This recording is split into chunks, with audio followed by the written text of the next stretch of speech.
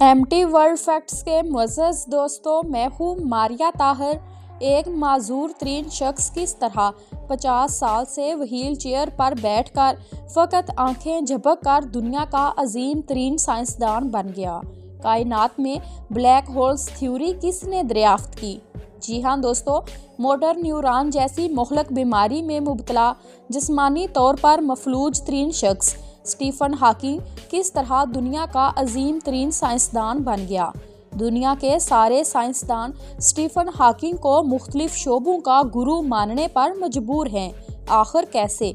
Stephen Hawking ने कायनात में ब्लैक होल्स थ्योरी कैसे दरियाफ्त की? जी हाँ दोस्तों, स्टीफन हॉकिंग की कहानी अगर आप पूरी तवज्जो से सुनेंगे तो आपकी ज़िंदगी से गिले शिकवे ख़त्म हो जाएंगे। आप हर मुश्किल, हर परेशानी के बावजूद, ज़िंदगी में किसी भी तरह के बदतरीन हालात आ जाने के बावजूद ना सिर्फ खुद जीना सीख लेंगे बल्कि आपको दूसरों के लिए जीना भी आ जाएगा। आइए देखते हैं कैसे जब आप हार मानने से इनकार कर दें तो कामयाबियां आपके कदम चूमती हैं। आइए देखते हैं कैसे जब कोई कुछ करने की ठान ले तो मौत भी मुंह मोड़ लेती है। 8 जनवरी 1942 को बरतानिया में पैदा होने वाले स्टीफन हॉकिंग ने अपनी ज़िंदगी का आगाज़ नॉर्मल बच्चों की तरह किया, जिसे नहीं मालूम था कि कुछ अरसा बाद लाइलाज मर्ज में मुब्तला होने वाला है। वो पढ़ाई में एक नॉर्मल तालिब इल्म था, लेकिन खेलों में दिलचस्पी की वजह से उसकी स्कूल लाइफ बहुत अच्छी गुजरी। वो साइकिलिंग करता, फुटबॉल खेलता और रोज़ाना 5 किलोमीटर तक दौड़ता। जिंदगी इसी तेज़ रफ्तारी से उसे यूनिवर्सिटी तक ले आई। वो 21 साल की उम्र में पीएचडी का तालिब इल्म था। अपनी आंखों में हजारों ख्वाब लिए वो बहुत कुछ कर गुजरने के अज़म के साथ हर सुबह बेदार होता और एक भरपूर दिन गुजारता। लेकिन फिर अचानक कुदरत ने उसकी ख्वाबों के दरमियान इम्तिहानात का फैसला किया। उस दिन भी वो नॉर्मल अंदाज में यूनिवर्सिटी पहुंचा जब उसने अचानक खुद को बेबस महसूस किया और सीढ़ियों से फिसलकर नीचे गिर गया। जब होश आया तो अस्पताल के बेड पर था। ये खबर बिजली की तरह बनकर गिरी कि स्टीफन हॉकिंग दुनिया की पेचीदा तरीन बीमारी मोटर न्यूरॉन डिजीज में मुब्तला हो गया है, जिसमें अज़लात मरना और जिस्म के सारे अज़लात बेकार होना शुरू हो जाते हैं, जिसकी वजह से इंसान खुद को मरता हुआ महसूस करता है। ऐसे मरीज की ज़िंदगी अमूमन 2 या 3 साल में ख़त्म हो जाती है और अब तक ये मर्ज लाइलाज है। सबसे पहले स्टीफन हॉकिंग के हाथों ने काम करना छोड़ा, फिर ये बीमारी उसके बाजू, बलाई धाड़ और टांगों को भी नकारा करती चली गई। आखिर उसकी जुबान भी इसका साथ छोड़ गई। 1965 तक वो हमेशा के लिए व्हील चेयर तक महदूद होकर रह गया।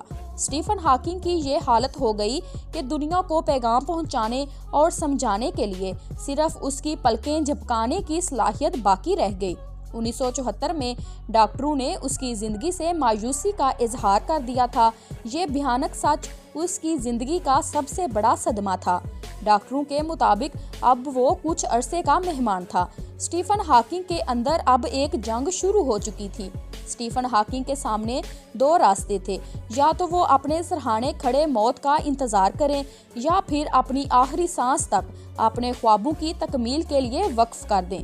स्टीफन ने दूसरा रास्ता चुना और फैसला किया है कि वो चाहे जितने दिन भी जिंदा रहे, वो अपने ख्वाब मरने नहीं देगा।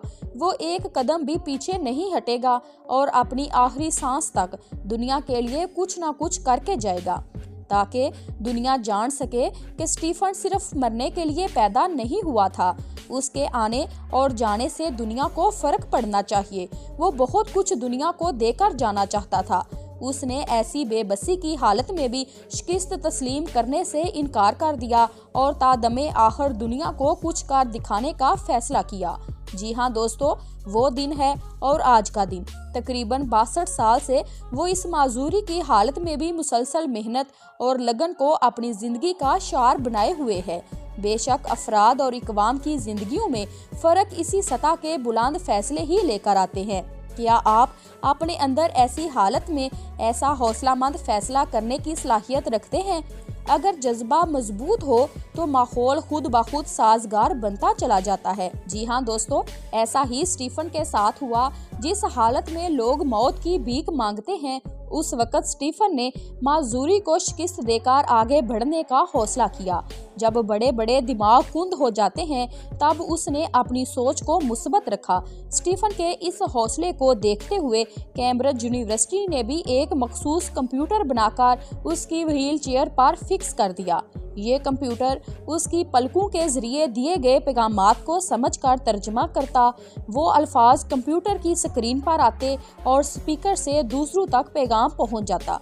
इसी हालत में स्टीफन ने न सिर्फ अपनी डिग्री मुकम्मल की, बल्कि कई किताबें लिखने और रिसर्च का काम भी किया। जब उसने व्हील चेयर पर बैठे बैठे कायनात के बारे में पेशन गोई और दरियाफ्तों का सिलसिला शुरू किया, तो दुनिया भर के साइंसदान हैरत ज़दा रह गए।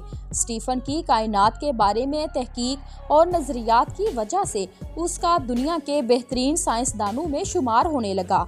जी हाँ दोस्तों, बालाखिर इस बुलंद हौसला नौजवान को आइंस्टाइन के बाद इस सदी का दूसरा सबसे बड़ा साइंसदान तस्लीम किया जाने लगा। 12 अगस्त 2009 को स्टीफन हॉकिंग को अमेरिका के सबसे बड़े सदारती अवार्ड से नवाजा गया। वो अपने तासरात, ख्यालात और एहसासात का इजहार अपने चेहरे से करने से कासर व्हील चेयर पर बैठा एक ऐसा शख्स है जिसकी कामयाबी दुनिया में किसी मोजज़े से कम नहीं।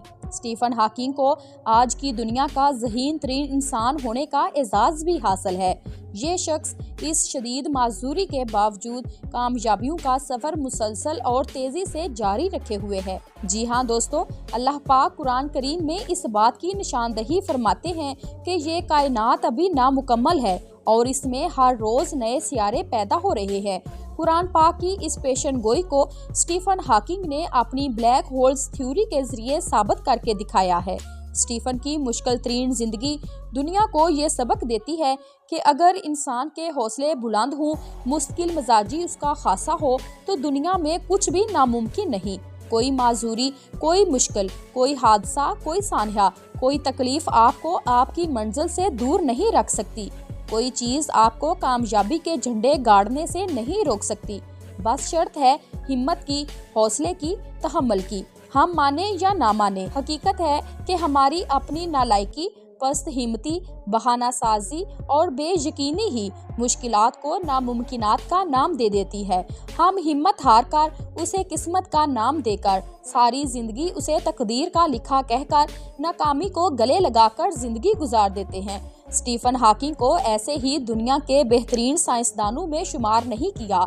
उसने साइंस की दुनिया में ऐसे ऐसे इंकशाफात किए जिनकी दरियाफ्त कई साइंसदान ख्वाबों में ही करते रहे। स्टीफन हॉकिंग ने कायनात में एक ब्लैक होल दरियाफ्त किया जिसमें से रोजाना नए सियारे पैदा हो रहे हैं। उसने ऐसी शुआएं भी दरियाफ्त की जो कायनात के अंदर बड़ी बड़ी तब्दीलियों का बायस बन रही हैं।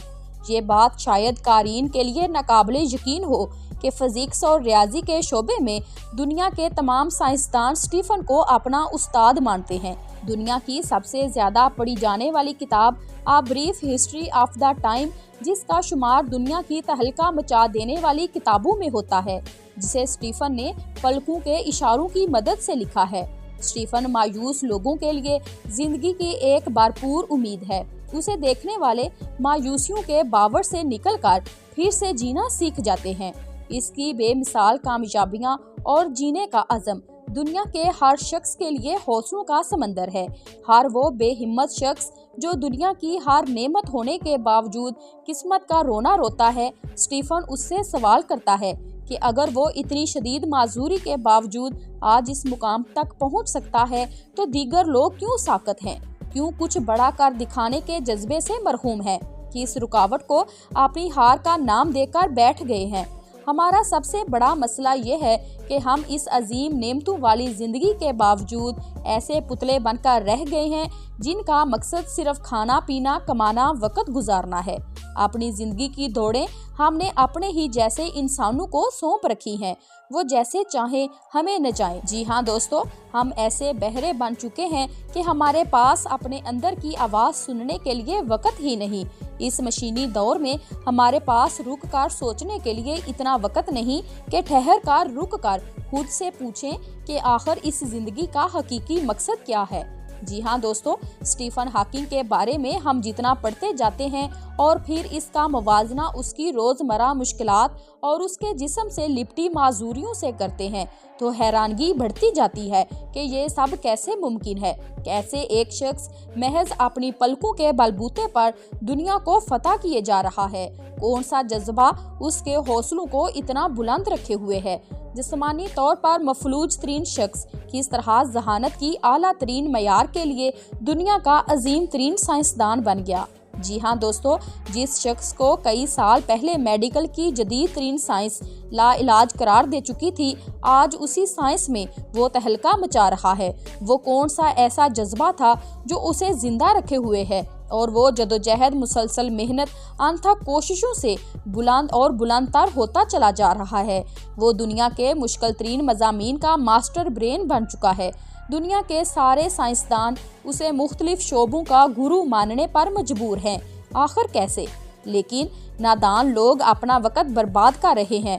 अगर वो खुली आंखों से दुनिया को देख सकें तो उनके लिए स्टीफन जैसी बहुत मिसालें मौजूद हैं। अगर वो इन मिसालों को समझ सकें तो उनके हौसले कभी पस्त ना हों। स्टीफन हॉकिंग ने इस बेजान व्हील चेयर पर 65 साल बैठकर जो इज्जत शोहरत कमाई वो अपनी जगह, मगर इस मुश्किल तरीन जिंदगी के बावजूद स्टीफन हॉकिंग जो इस दुनिया के लिए कर रहा है वो बिलाशुबा एक अजीम तरीन काम है। उसे दुनिया के ज़हीन तरीन शख्स के एजाज़ के साथ तकरीबन दुनिया के बेहतरीन 13 आलमी अवार्ड से नवाजा गया। स्टीफन हॉकिंग की जिंदगी आपसे एक छोटा सा सवाल पूछती है, क्या आप नॉर्मल इंसान हैं? अल्लाह ने आपको सेहत दी है, इसके बावजूद आप बहानों का लबादा ओढ़कर अपनी जिंदगी के दिन बोझल गुजार रहे हैं। क्यों आपके दिमाग में ये बात समा गई है कि यही जिंदगी आपका मुकद्दर है? क्यों अजीम कामयाबियां आपके लिए नहीं है? क्यों आपको मामूली सी मुश्किलात पहाड़ जैसी नजर आती हैं? क्यों आपने खुद साख्ता बहानों और रुकावटों की जेल में कैद कर रखा है? क्या आप इस जिंदगी से मुतमईन हैं? अगर नहीं तो इंतजार किस बात का है? याद रखें, अमल वाला कल कभी नहीं आता। कल की राह देखने वाला हमेशा खुद साख्ता खौल में कैद रहकर जिंदगी गुजार देते हैं। उनकी कामयाबी का सूरज कभी तुलू नहीं होता। खुद को इस खौल से आज़ाद कीजिए कि ये जिंदा मिसालें आपको ये एहसास दिलाने के लिए काफ़ी नहीं कि ज़िंदगी सिर्फ वक़्त पूरा करने का नाम नहीं। अपने मकसद की शिनाख्त कीजिए। जो दिन बगैर मकसद के गुजर गया, जिसमें आपने कल से बेहतर कुछ नहीं किया, उस पर अगर आपको अफसोस नहीं तो फिर ये जान लें कि आप फ़कत दिन पूरे कर रहे हैं। जीना तो आपने सीखा ही नहीं है। अगर आपने किसी माजूरी को बहाना बना लिया है तो भी आपको एहसास दिलाने के लिए ये मिसालें कम नहीं हैं कि ज़िंदगी शदीद माजूरी के बावजूद भरपूर गुजारी जा सकती है। आप किस्मत को इल्ज़ाम देकर अपनी जिम्मेदारी से फरार नहीं हो सकते। जी हाँ दोस्तों, दुनिया आपकी मजबूरियों, परेशानियों और ख़राब हालात को देखकर नहीं बल्कि आपकी कामयाबियों को सलाम करती है। जी हाँ दोस्तों, आखिर किस बात का इंतज़ार है? दुनिया के हर कामयाब और नाकाम शख्स को रोज़ाना एक जितने सेकंड, मिनट और घंटे मिलते हैं, उन्हीं को इस्तेमाल करके कोई स्टीफन हॉकिंग बनता है, कोई हेलन केलर, तो कोई फ़कत दिन पूरे करता है। दोस्तों, मंजिल जितनी बड़ी होती है, मुश्किलात उतनी ज़्यादा होती हैं। फैसला आपने करना है। मुसलसल कोशिश, मेहनत और कुछ कर दिखाने का नाम जिंदगी है, या फ़कत बेमकसद अपना पेट भरने और मुर्दों की तरह पड़े रहने का नाम जिंदगी है। अपनी जिंदगी में हर खौफ को निकाल कर अपने ख्वाबों के सफर का आगाज करें। याद रखें, फ़कत ये डिग्रियां ही इल्म नहीं, दुनिया की बेहतरीन किताबों का मुतालिया करना सीखें, फिर आप जीना सीख जाएंगे। अगर स्टीफन हॉकिंग आज से 65 साल पहले डॉक्टरों के कहने पर मौत का इंतजार शुरू कर देता तो उसकी वो बेकार जिंदगी बहुत भयानक होती और वो आज किसी के लिए मिसाल ना बन पाता, किसी के लिए मशले राह ना होता। उसने हर मुश्किल के साथ जीने का अज़म करके न सिर्फ अपनी बल्कि करोड़ों लोगों की जिंदगी खूबसूरत बना दी। हमारी इस मिट्टी को बेशुमार बुलंद हौसले और हिम्मत वाले लोग दरकार हैं। आगे बढ़ें और गुमनाम से नामवर हो जाएं। हमेशा के लिए जीने का फैसला कीजिए। आपकी कहानी इतनी शानदार होनी चाहिए कि आपके चले जाने के हजारों साल बाद भी वो शानदार ही रहे। मुझे यकीन है कि आपकी जिंदगी में मुश्किलात स्टीफन से ज्यादा हरगिज नहीं होंगी। अगर आप आजकल पढ़ें तो बड़ी मंजिल के मुसाफिर जरूर कहलाएंगे। सोचने में वक्त जाये ना कीजिए, क्योंकि हर शख्स चाहता है कि वो कुछ ना कुछ कर जाए, पर वो अमल से कासर है। आप अमल वाले बन जाएं, यकीन माने आप अमर हो जाएंगे। आजमा कर देख लें। अगर आप इस राह पर चल पड़े तो कुछ ही अरसे में आपको यकीन आ जाएगा कि ये पगडंडी शाहराहे हयात की तरह रवां दवां है, जिस पर कदम ब कदम अजीम मनाजिल हैं, जिन पर पहुंचकर हमारे ही जैसे गोश्त पोश्त के इंसान दुनिया के मायानाज अफराद में शुमार हुए हैं। अभी फैसला कीजिए इस राह पर चलने का और कभी हौसला ना हारने का। इंशाअल्लाह बहुत जल्द दुनिया के लिए रोल मॉडल बन जाएंगे। स्टीफन की जिंदगी से मैंने सीखा है कि जिंदगी का जब कोई मकसद हो और आप हार मानने से इनकार कर दें तो जिंदगी आपकी जीत का इंतजार करती है। वीडियो पसंद आई है तो लाइक कर दें और अगर चैनल पर पहली बार आए हैं तो जल्दी से सब्सक्राइब करें। Thanks for watching.